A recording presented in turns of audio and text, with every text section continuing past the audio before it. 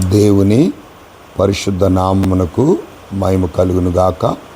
మరలా ఈ ఉదయకాలమున దేవుని యొక్క వాక్యమును జ్ఞాపకం చేసుకున్నటకు ప్రభువు ఇచ్చిన మహాకృపను బట్టి ఆయనకే ఘనత, మహిమ, ప్రభావములు కలుగునుగాక. ఈ ఉదయకాలము దేవుని యొక్క వాగ్దానం యోవేలు గ్రంథము 2వ అధ్యాయము 21వ వచనం. భయపడక సంతోషించి గంతులు వేయుము. దేవుని వాక్యము సెలవిస్తుంది, భయపడక సంతోషించి గంతులు వేయుము. అవును ప్రియులారా, దేవుని వాగ్దానం. ఈ యోవేలు చిన్న ప్రవక్త, పెద్ద ప్రవక్తలు చిన్న ప్రవక్తలు అని చెప్పానుగా. యోవేలు చిన్న ప్రవక్త. ఇక్కడ మనం చూసినప్పుడు ఈ యోవేలు గ్రంథములో పశ్చాత్తాపము కొరకైన దేవుని పిలుపు చూస్తూ ఉన్నాం. పశ్చాత్తాపము కొరకైన దేవుని పిలుపు.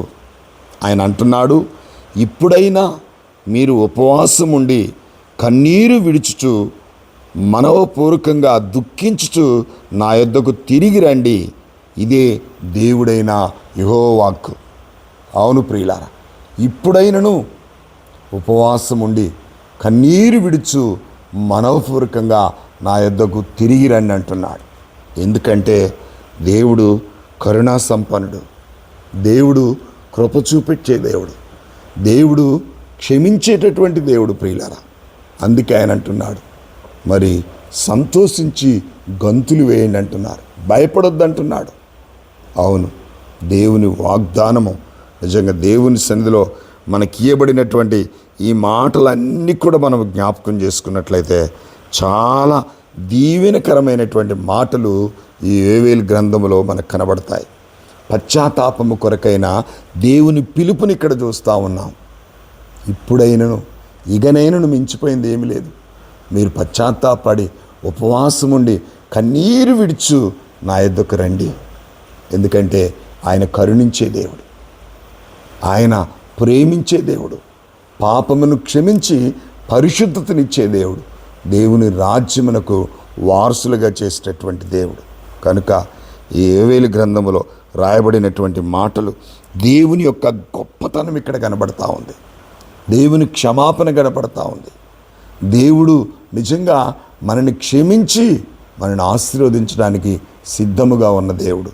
కనుక ఇప్పుడైనను ఉపవాసం ఉండి కన్నీరు విడుచు మనపూర్వకంగా దేవుని యొద్దకు రావడం నేర్చుకుందాం. దేవుని పిలుపుని విందాం, దేవుని మాటకు లోబడదాం. దేవుని చిత్తాన్ని జరిగించడానికి అందరము కూడా ఇష్టపడి ఆయన కొరకు జీవించే విధంగా మనలను మనము ప్రభువుకు అప్పగించుకోవాలి. అందుకే అంటాడు, నీ మార్గమును యెహోవాకు అప్పగింపుము, ఆయనను నీవు నమ్ముకొనుము, ఆయన నీ కార్యమును నెరవేర్చును అని రాయబడింది. దేవుడు కార్యమును నెరవేర్చేవాడు. దేవుడు మన కోరికను సిద్ధింపజేసి మన ఆలోచన యావత్తు సఫలపరిచే దేవుడు. కానీ మనమేం చేయాలి?